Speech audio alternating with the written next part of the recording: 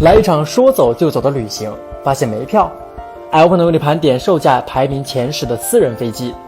波音737客机，售价8000万美元，买家匿名，美国实业家，载客量19人，配备了8个睡眠舱、厨房、淋浴设施、舒适的会客厅，一应俱全。空客 A319 商务机，售价8700万美元，买家为身价12亿美元的维捷马尔雅。A319 是空客中售价第2高的机型，如果支付额外的钱，空客还提高更高档的内部装潢配置。波音757客机，售价1亿美元，买家为身价40亿美元的美国现任总统唐纳德·川普。川普热衷于把自己的名字刻在一切能看到的地方，这架爱机也不例外。而内部装潢从安全带到洗手台均是金色，呈现出独有的川普式风格。湾流3型商务机，售价1亿2500万美元，买家为身兼制作人、演员和导演的泰勒·派瑞。出于爱好，泰勒将飞机活脱脱改造成了一座空中的剧院。一架崭新的湾流3售价为650万美元左右，可想而知改装花费了多少钱。波音747 8洲际飞机，售价1亿5300万美元，买家为香港地产巨鳄刘銮雄，内部装饰全部手工打造。最为人乐道的是一座螺旋上升的楼梯直通飞机2层，是此次盘点中最好看的装潢。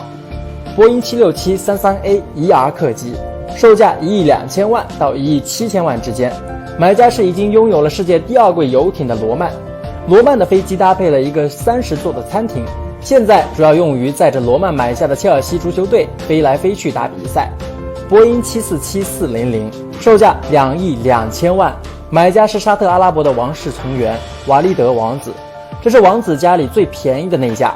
这架核定载人数400的飞机内部被王子砸掉重来，全部换成自己想要的风格。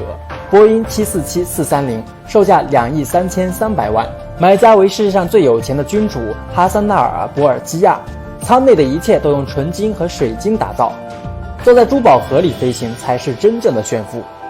空客 A340-300，售价3亿5000万到4亿5000万之间，买家为俄罗斯首富阿利舍尔·乌斯马诺夫，是俄罗斯最大的私人飞机，比总统普京的还要大。基础款售价2亿3000万，已经是全世界第2贵。